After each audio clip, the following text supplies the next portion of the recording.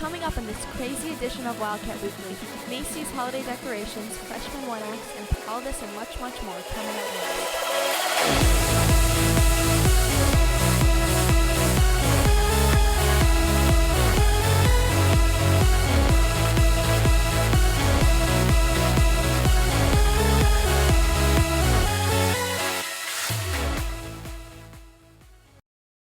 Hi, and welcome to this week's edition of Wildcat Weekly. I'm Ellen Podesnak, and for this week's edition, we have a special surprise in store that's going to keep you guessing. If you happen to take a visit to Chicago, you may see how Macys decorates for the holidays. Bridget unwraps this story.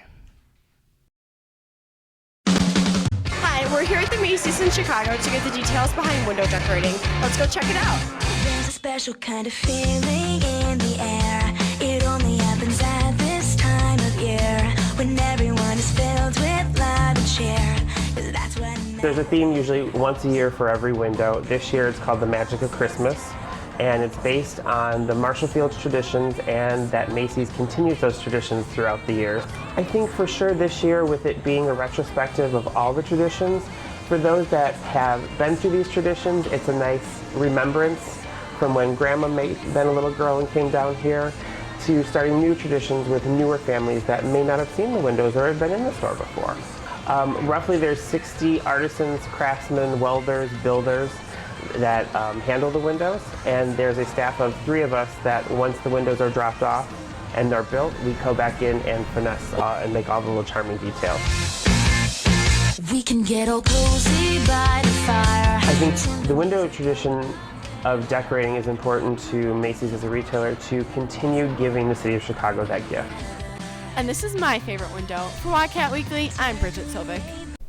Flashcards, study guides, papers, oh my! Josh fights to stay sane during finals week.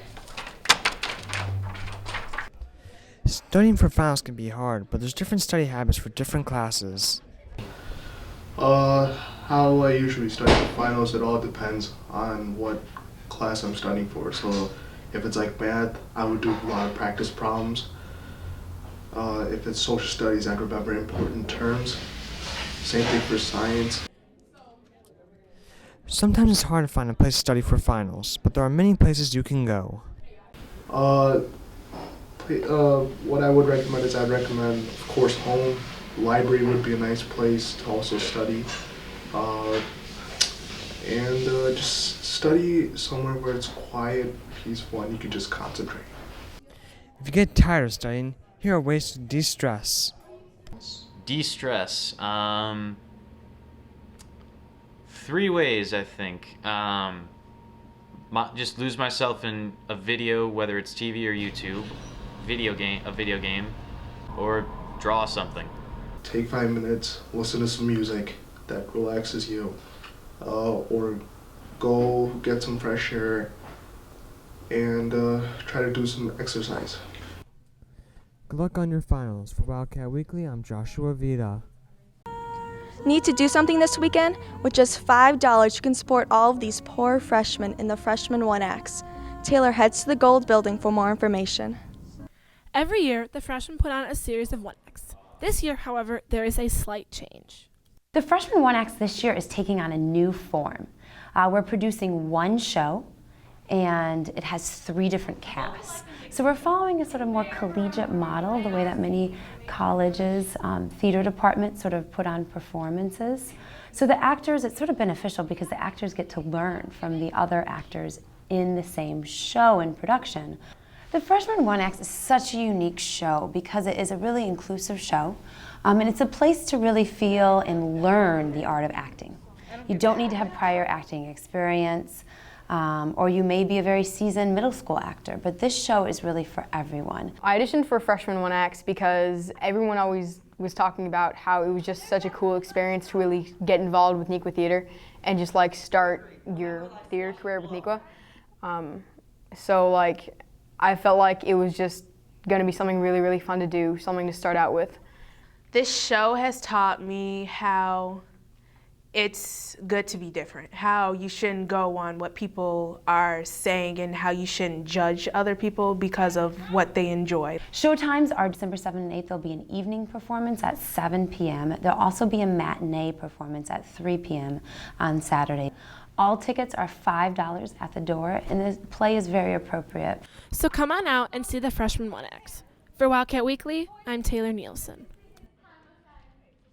If you want to stay inside this winter and still be in shape, Sky High is the place for you. Caitlin bounces into the story.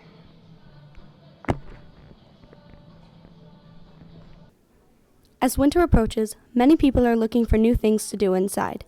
One popular place is Sky High Jump Sports, an extreme trampolining facility.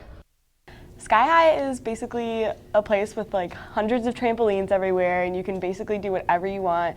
There's trampolines on the wall, like everywhere, and it's a really fun thing to do in the winter because you're kind of stuck inside all the time, so I like to go there a lot. Sky High not only has regular jumping, but various fitness and aerobics classes as well. Trampolining is extremely popular right now because it's low impact.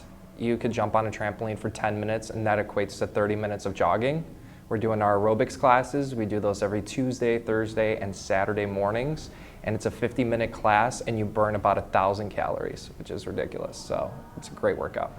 They have a lot of fun things to do there. Like, I know they have a foam pit where you can like do flips and everything off the trampolines. And then they have a dodgeball area where it's just games going all around. For more information, go to nap.jumpskyhigh.com. For Wildcat Weekly, I'm Caitlin Haas. Seth takes a look on how the slippery slopes of Four Lakes helps you stay entertained this winter. Winter is here, and as the first snow approaches, local ski and snowboarders anticipate the season opening of Four Lakes. Four Lakes Ski and Snowboard is just a ski and snowboard place out in Lisle. It's on the corner of Maple and 53 about, and when you go there, it's only like $25 to get in, and you can ski and snowboard all day. There aren't any chairlifts, which is a problem, but I mean, rope tows never leave your feet. You just keep skiing. There is a lot you should know before going to Four Lakes for the first time. The terrain park, which is just, you know, the ramps and the rails and stuff, that's all being moved to the middle run. So now instead of one rope tow to carry up the hill, there'll be two, and that's going to keep the traffic flow really good. The best days of the week to go: Mondays and Wednesdays. Thursdays are a little crowded. Fridays are the busiest day of the week, hands down. And then Saturday and Sunday, you've got all like the Girl Scout troops coming in. And if it's your first time going to Four Lakes, I would go with someone who's been there before, because there are hidden rules such as waiting in line, you know, not just like going when everyone else is going. Sitting on the hill is a big problem. Have a great winter season, and for Wildcat Weekly, I'm Seth Ramsey. Thank you for watching this totally awesome edition of Wildcat Weekly. Have a great weekend, Equa Valley, and as always, go Wild.